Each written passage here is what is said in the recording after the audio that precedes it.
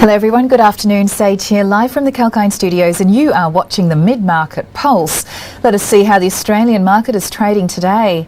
The Australian shares were trading lower by the afternoon, extending the early losses as curbs in various parts of the country amid the surging coronavirus cases of the Delta variant dented investors' sentiments, and adding to it, sharp selling across the consumer staples and discretionary space also dragged the market, and even firm cues from Wall Street failed to lift the market sentiment. The S&P ASX 200 was trading lower by 28.50 points, or 0.39% during the mid-market session. And early today, the index started the first session of the new financial year on a flat note, undermining positive cues from the US markets, which finished higher overnight. And moving on to the sectoral front, 7 of the 11 sectoral indices were trading in the red. The consumer staples sector was the worst performer, falling as much as 0.9%. And among others, consumer discretionary, financials, telecom, energy and A-REIT were among the top losers. On the flip side, however, utilities sector was the best performer, rising 0.45%, followed by industrials, which was up 0.2%. Materials and information technology stocks were trading in the green with marginal gains. And on that note, let's now look at the top gainers and losers of the day's trade so far. Australian-based mining company Chalice Mining was the top loser on the ASX, falling 5% to reach $7.05. Australian Metcash, Worley, PointsBet Holdings and Pro Medicus were among other top laggards. And on the other hand, gold miner Regis Resources was the top percentage gainer on the ASX, rising 5.9% to reach $2.50 Australian, and some of the other notable gainers were St Barbara, Silver Lake Resources, IGO and Nuix. Let us now move on to the shares that are in the news today. Mining and exploration company Australian Rare Earths made a strong debut on the ASX today, with shares surging 90% to 57 cents Australian. The Rare Earths exploration and development firm has raised 12 million Australian dollars at 30 cents per share to become one of a few publicly listed pure-play ionic clay rare earth element companies. And meanwhile, its peer companies Lynas Rare Earths, Ionic Rare Earths were trading higher, while Australian Strategic Minerals, or Australian Strategic Materials, should I say, was down 4.5%. And the next stock we need to look at is the online property settlements firm PEXA Group, who has fallen 3.9% to $16.46 Australian after listing at $17.13 Australian on the ASX. The company has raised 1.18 billion Australian dollars via an IPO at an offer price of $17.13 Australian. This is touted to be Australia's biggest IPO of the year. And next up, shares of Propel Holdings jumped 52% to 16 cents after the company announced that it has partnered with leading BNPL provider Zipco Limited. Partnership involves the launch of Zip as its first buy now pay later, or BNPL, product of the Propel platform. And moving on to the next news. Shares of Worley's declined as much as 2.9% to $11.60 Australian, despite Australian engineering service provider winning to wind up the farm's contracts from the Pacific Hydro subsidiary. So the Australian engineering service provider is winning 2 wind farm contracts from the Pacific Hydro subsidiary, Energy Pacific. The contracts include operation and maintenance of Pacific Hydro's wind farms in Victoria, Australia. As per the agreement, Worley will provide full asset management, operations and maintenance services across a fleet of 196 wind turbines and the associated balance of plant, with a total generating capacity of 360 megawatts. Worley said that the services will be executed by its regional Victoria team, while it will remotely monitor operations of all the wind turbines.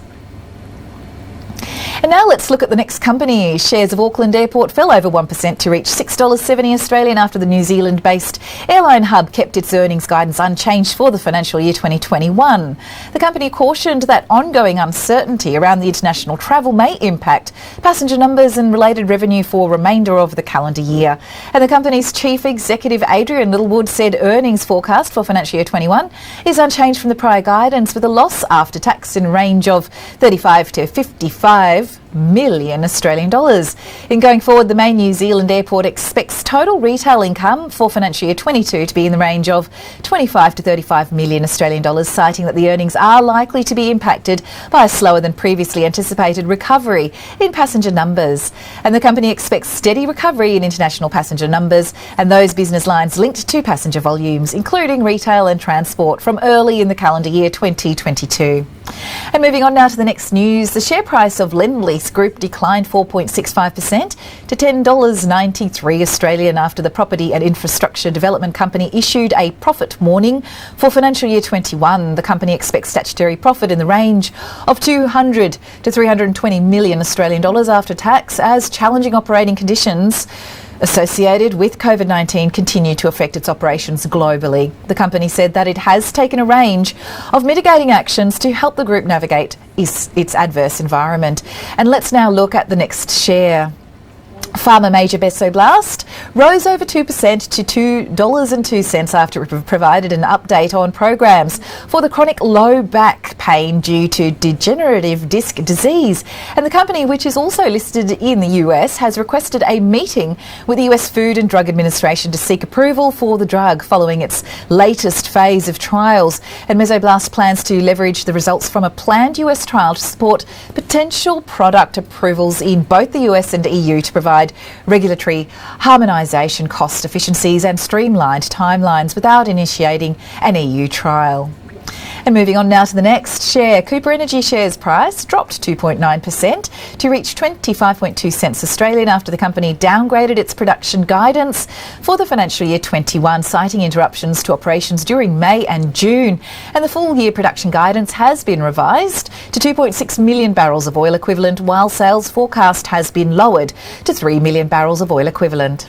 And let's now look at the next company. Shares of Capricorn Metals rose 0.5% to $1.91 Australian after the company achieved its first gold pour from the Karlawinda Gold Project. And as per the company, a gold bars weighing 12 kilograms poured in the first smelt on site.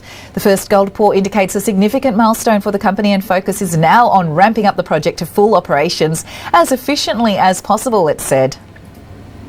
Next up, leading SaaS provider based in Melbourne, Gnosis, saw its shares jumping to 15% on plans to acquire the Libero business from Libero Software and Insight Informatics. The acquisition is believed to be aligned with Gnosis's growth strategy to deliver multiple software as a service offerings under a shared service mode.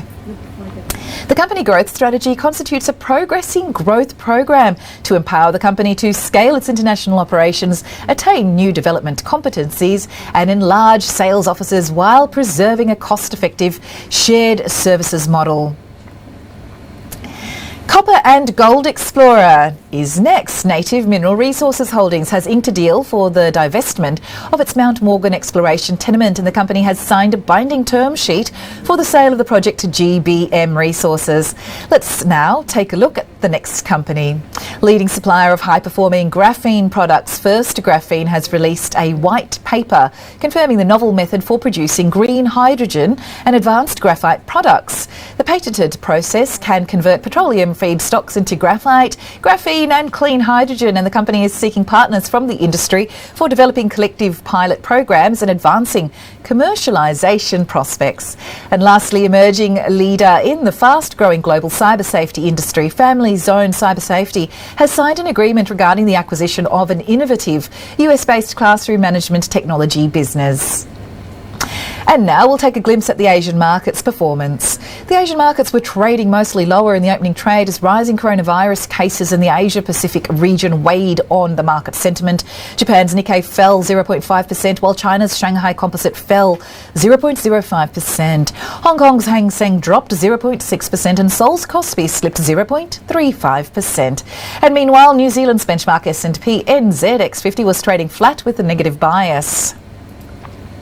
Bucking the trend, however, Taiwan's weighted index rose 0.15%, Jakarta's composite surged 0.7%, and in the overnight trade, the US stocks ended mostly higher, with the Dow Jones rising 0.6% and the S&P 500 adding 0.13%. The Nasdaq composite index dropped 0.17%. And that is all for now. Thanks so much for your time watching, and please keep watching Kalkine TV as we bring you the latest news and trending market updates live from Sydney. Sage signing off.